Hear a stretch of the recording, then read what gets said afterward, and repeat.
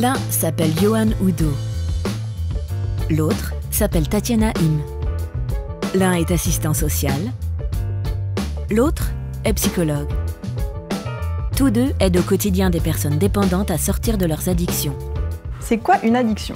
La référence qui m'intéressait, c'était du côté de l'étymologie, qui ramène à un vieux texte de loi romain, qui signifie donner son corps pour une dette non payée. Dans la pratique, c'est vrai qu'on peut définir l'addiction comme la perte un petit peu du pouvoir de contrôler ses consommations. Pour moi, c'est vraiment le moment un petit peu où la personne ne va plus faire quelque chose par plaisir, mais plutôt par besoin. Peut-on guérir à 100% d'une addiction?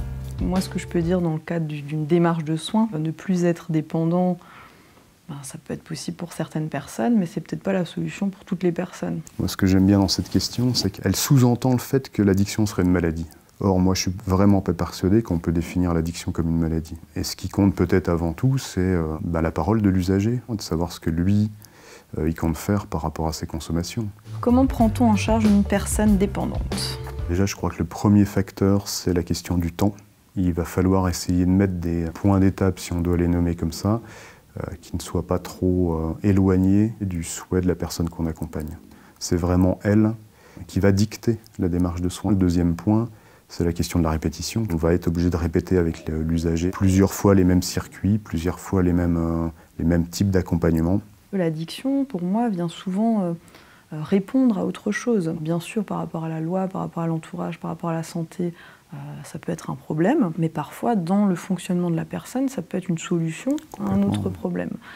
Donc tout le travail, ça va être d'essayer de comprendre avec la personne quelle place a le produit ou le comportement addictif dans la vie. Je crois que c'est Freud qui qualifiait la toxicomanie du côté plutôt de la pulsion de vie, alors que dans les médias, on l'entend plutôt comme quelque chose de l'ordre d'un suicide à long feu, et c'est pas du tout ça. Tout le monde peut-il devenir dépendant? Je pense que oui. Les produits, si on doit parler d'une dépendance aux produits psychoactifs, va s'installer de la même manière pour tout un chacun.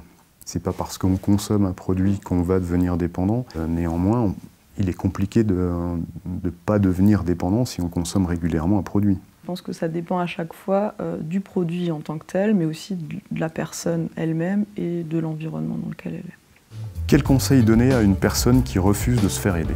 Il faut déjà en premier lieu faire le point avec la personne de où elle en est dans son usage et respecter aussi la temporalité de chacun. Le seul conseil que je pourrais donner, c'est justement de ne pas en donner et d'attendre comme ça que la personne soit éventuellement prête à se faire aider. Quand la justice donne des injonctions de soins, effectivement, on est du côté d'une certaine attente de résultats, de guérison, qui n'est pas forcément la même réalité que celle de la personne qui est aux prises avec ses addictions. Si la guérison, c'est l'abstinence ou l'absence de délit, c'est encore autre chose, quoi.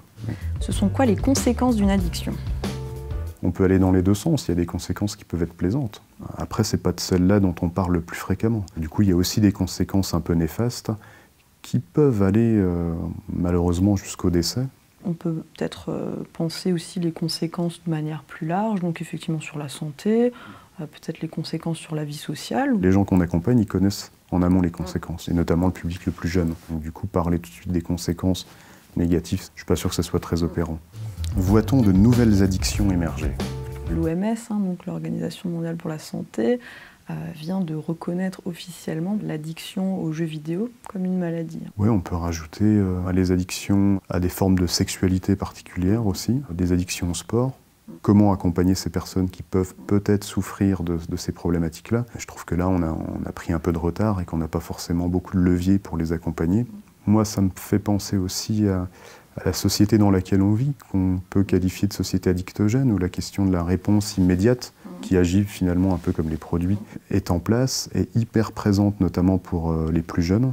Aujourd'hui, en plus, c'est un peu à la mode de dire qu'on est tous addicts à quelque chose. C'est pas non plus la réalité, il faut, je crois, se battre contre cette idée-là.